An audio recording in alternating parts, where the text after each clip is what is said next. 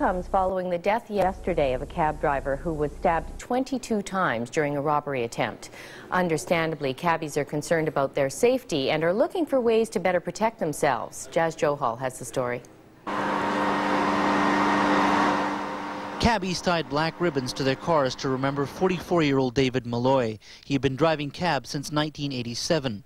Colleagues and friends say in the last 3 years it's gotten worse on the street. You got to watch who you pick up, you know, especially down in the Skid Road area. You know, it can be very dangerous, especially with all these drug addicts around, you know. Malloy picked up a fare on Sunday night in downtown Vancouver and was attacked. Police found him 2 hours later in North Vancouver. He had been stabbed 23 times in the back, head and neck. Police found his stolen vehicle in Vancouver. I noticed a substantial amount of blood in the backseat area of the cab. We called our dog down. Our dog subsequently tried a track. He was unsuccessful on a track, so we did an area search. It's getting too much. It's getting worse. Last night, the guy got robbed, car A2, yellow car A2, with a needle. They put the needle on his neck and they also rob him. It's stories like this that have many cabbies concerned for their safety. At Yellow Cabs, which has a fleet of 198 cars, there is talk of a tracking system which can pinpoint the location of a cab anywhere in the city. But cabbies want more protection, plexiglass between them and the customer. Well, I'd like to see the shields come in. The shields we're talking about, they are not the old version of the lock-up kind. They have these new kind that you can remotely put down and put back up. If we're working the hotels on day shift, we can keep them down to not give bad impression to tourism, which is the political worry about this. But what we like for night shift on protection is for that shield to be back up there and limit 3 passengers in the cab and the route back. Mike Butkin has worked in the cab business since 1971. He says plexiglass would cost Yellow Cab over $200,000. With over 450 cabs in Vancouver, many are worried about the image it sends to tourists. Why this hesitation to bring it in? I don't know why the hesitation. Mainly, I don't think it's a necessity just yet. It's every time something like this happens, there's a push on for it, but then it stops after a while. It's an individual thing. If they want one, they can have one. There's no rule that says they can or they can't, so that's up to them. And all I know from talking to people is that when it was tried previously, it seemed to have a negative reaction on customers rather than, you know, just a safety issue. Are you also hearing about it scaring away tourists? Well, this is the whole point behind it. They're saying that tourists are going to see Vancouver as a high-crime city.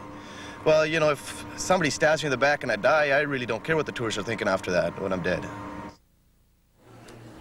2 people are in intensive care. Believe he picked up a fare in downtown Vancouver Sunday night. Around midnight, police found him in a North Vancouver alley. Before he died, he managed to give a description of his assailant. Police are looking for a black man in his late 20s.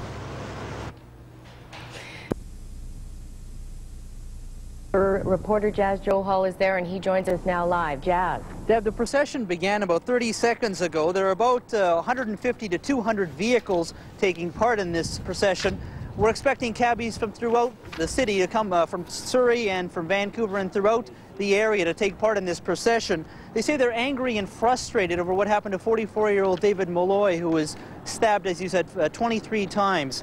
Now, the funeral will be taking place in West Vancouver. The procession will go down Venables, over the Georgia Viaduct, and over the Lionsgate Bridge, and then to the chapel in West Vancouver. Now, I talked to many of them today and this morning, and this is what they had to say about the death of 44-year-old David Malloy.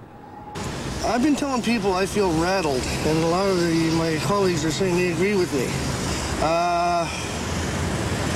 What's it done? It's created awareness that there's danger out there.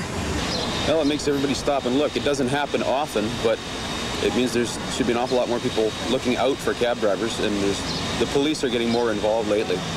They're scared stiff. They're really scared stiff. And I'm just afraid on the aspect that they don't start carrying weapons to protect themselves. Actually, they are quite vulnerable in the cabs right now. There's no protection for them, none whatsoever. He knew all the dangers. I'm just shocked. I can't believe that it's happened, but obviously it can happen to anyone. The high profile of Vancouver being a non-safe city, high crime, you know, taxi drivers getting bumped off. Well, we're on the low end of the totem pole here, and when we start getting murdered and killed, it's coming to your neighborhood soon. Random murders. Plexiglass, I guess, is really the talk this morning. Now, there is concern that it's not being brought in. Cabbies are asking for it. Now, the tourist officials and city officials are concerned about the impression it sends out to tourists. Now, the other concern is the cost itself. Now, for a yellow cab, they have about 195 cars in the fleet, as you can see going behind me. To put a plexiglass into each vehicle, it's going to cost $200,000 for the entire fleet. Now, there's concern that maybe perhaps a tracking system can be involved in this entire proposal. The tracking system would be watching each cab, and the company would know exactly where the cabbie is to 100 feet throughout the city. Now, we have just learned that there is a meeting scheduled later next week, and there will be final approval, hopefully, for a tracking system for yellow cab employees. Okay, thank you, Jazz. All right. Vancouver. 300 taxis lined up to honor the memory of a cab driver who was murdered last weekend. Alan Edwards reports. 300 taxis from all over the Lower Mainland head through downtown Vancouver as drivers show mutual support and sadness.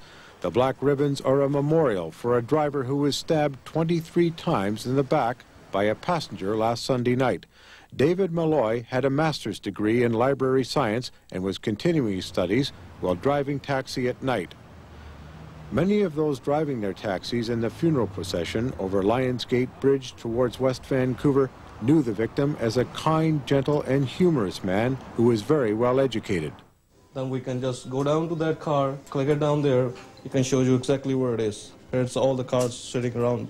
Coquitlam's Bel Air Taxi is the first in North America to install satellite tracking in their cabs. A panic button activated by the driver shows up red on the dispatch screen. About computerized tracking?